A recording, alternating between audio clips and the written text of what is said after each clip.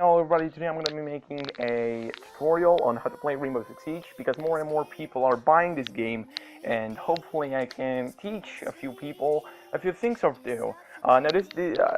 These things are basic things, so if there's somebody who watches this video and knows how to play this game, this is just for the beginners, for the people who just bought the game and don't know what to do with it. Now first of all, there's an attacking team and a defensive team. The attacking team has to either kill all the enemies and complete the objective, and the defensive team has either to kill the enemies or wait until timer runs out, and that's an easy win, so to speak.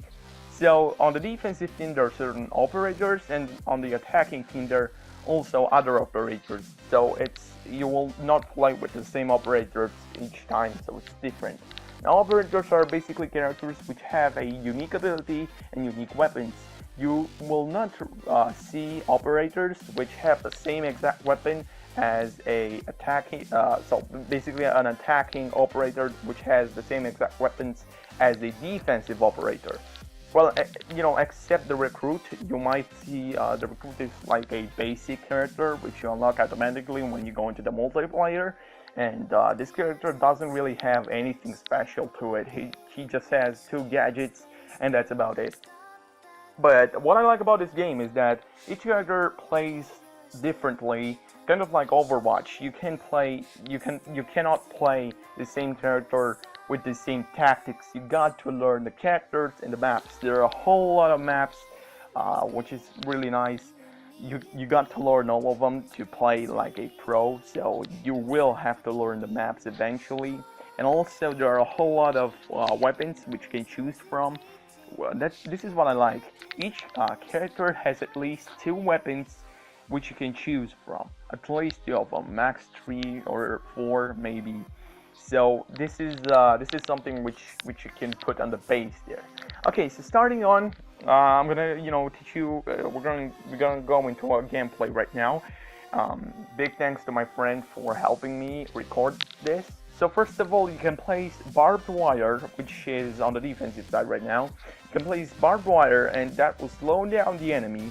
A common mistake is that people place 2 barbed wire one on top of another. That doesn't slow the enemy more. It's just a waste of barbed wire. Second of all, you can place barricades, which you got infinite barricades, and they can be broken by hitting them 3 times with your hand.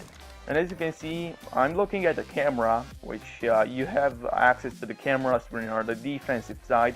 And I saw my my teammates, so to speak, come in. This will basically be an enemy on your screen, and I saw the enemy come in, and I can see them without looking at them. So I see them through the camera, and I don't really have to make like an eye contact with them.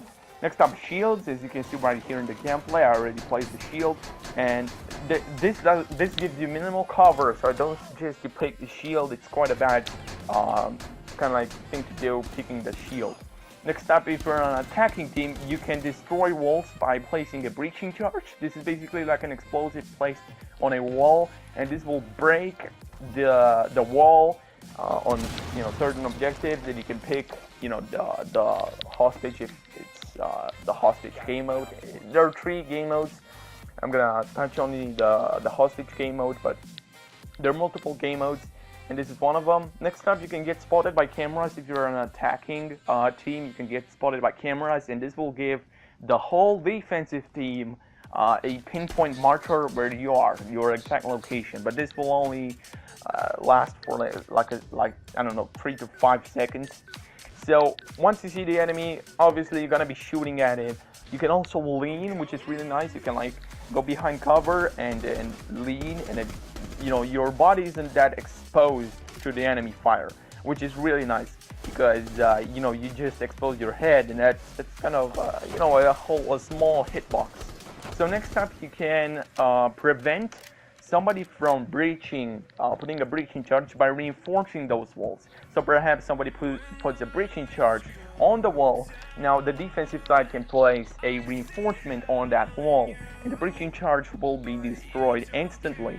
Now you can also prevent a breaching charge from exploding by destroying it with your weapon, which is really nice. So perhaps a breaching charge has been placed, Now I can destroy it really easily, and when the enemy tries to blow it, nothing would happen, as you can see. So this is really nice, the fact that you can destroy breaching charges, they're not invincible. But what happens if you don't destroy them? Well, the wall explodes. Next up, certain characters can destroy reinforcements. So as you can see, my friend here places a reinforcement, and I'm playing as Thermite, and you can destroy these walls with Thermite. There's also a Kibana, which can destroy walls with reinforced walls, but as you can see, Thermite can do the same thing. Next, it's kind of like a breaking charge for reinforced walls.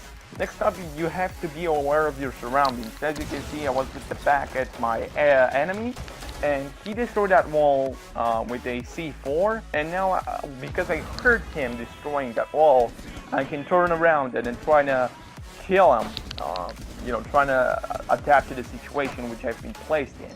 So as you can see, I've heard him, and then I could, just turn my back and kill him. If you don't hear what's happening next to you, you will not be able to succeed in this game. As you can see, now I'm on the defensive side, again placing the C4. He heard the C4, and the first thing that he does, he goes into the cover. This is good. Going into cover once you're not aware of your surroundings. You can go into a cover, and then if you know, like, okay, he's gonna attack me from the back, or I heard that explosion in the back.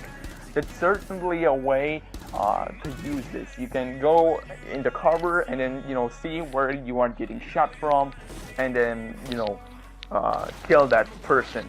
Okay, so this is really key to this game. Hearing what's next to you. Next up, as I said, you can break barricades with 3 shots. And what you should do is breach on through the objective. So if you see the objective, scanning it with the drone, this will be good. And also you can use grenades, perhaps flashbangs. Really good idea is to use a flashbang, flash the enemy, and then quickly go ahead, grab the hostage, and then go outside and secure him. So as you can see, I just won the round because I secured the hostage. This is really key.